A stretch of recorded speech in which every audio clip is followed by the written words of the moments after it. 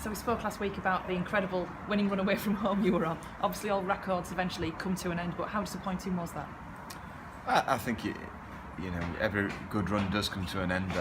The manner of which we lost that, conceded that run, was really disappointing on the day, and took a few days to recover. We don't like a collapse, and in the first half we did collapse. There's no getting away from it, conceding 3 goals. They're a good team, but we've set certain standards so far this season, and we didn't live up to it. The challenge, though, now is to draw a line under it and move on. What do you feel maybe was missing though from last week's performance? I didn't think we started the game as well as we have done. You find yourself two goals down after 18 minutes up the big slope at Spennymoor. You're asking for trouble, and I have to say the lads did keep plugging away, but I thought physically, for the first time this season, we weren't strong enough, certainly in defensive areas. So what have you been working on this week moving forward?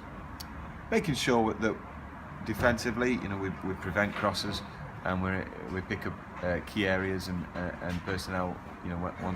Once the ball is delivered into those danger areas, and we're coming into a winter period where we expect more teams to be getting it out wide, slinging it in the box, channel balls, and defending for our lives. In and around the danger area, and we need to be better at that than we were at least on Saturday. I mean, in the games before, like away at Alfreton, we were superb in that respect. But it's important you actually sort it out when it goes against you.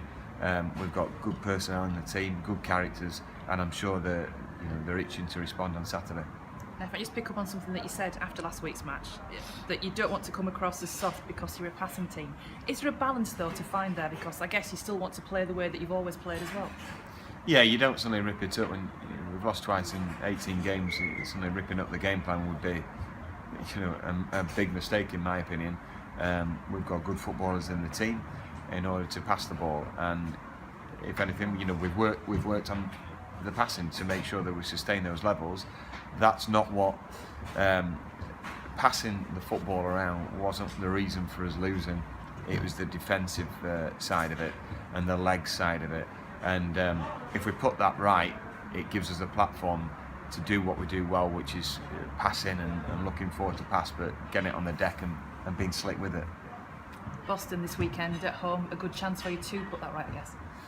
Well, it's an opportunity, obviously, being at home, make sure that the fans know that how much we care about getting back on the points trail and breaking that lead down that Salford have gained over the last couple of weeks. It's important to us. There's a lot of pride at stake, and we think we've got a lot of quality in the squad coming back soon, and so the lads have to make sure, firstly, they get the points, and secondly, they stay in the team. And looking at Boston, is there a danger of a new manager bounce maybe with them?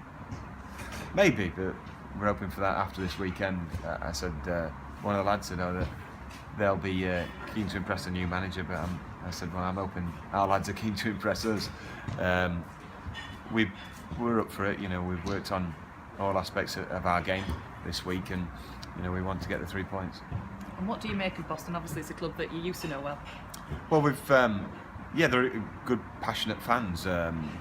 Big setup there, and they demand that the team do well. And obviously, they deemed it that they need to change the manager, and they'll have a new guy coming in. We saw evidence of how they picked up a couple of good results recently away at Leamington, at home to Stockport. They were within 10 seconds of beating them. So, that's no mean feat. And we know that they've got a bit of pace out wide and a big guy up front, Greg Smith, who's good at backing in. So we have to deliver defensively a better performance, and we have to also deal with the ball in the box from a long throw. So looking at your side, do you plan any changes? You've said already today about not wanting to change too much, but do you look at anything for this weekend?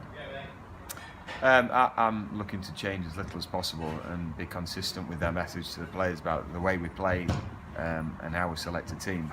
There's no getting away from it. Last week wasn't just a bad performance; it was unacceptable.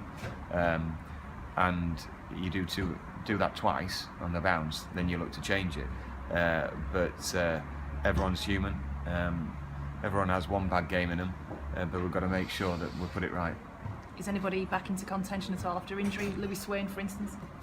Swain scored twice in his comeback game the other night, but he still felt his knee. It's not his ACL, but he's having a scan this afternoon just to make sure he doesn't have to worry, moving forward. Hopefully it's just a reaction just to playing again. Ben Parker, Mark Beck and Simon Ainge are within hopefully 2 weeks from a recovery and back into the squad contention.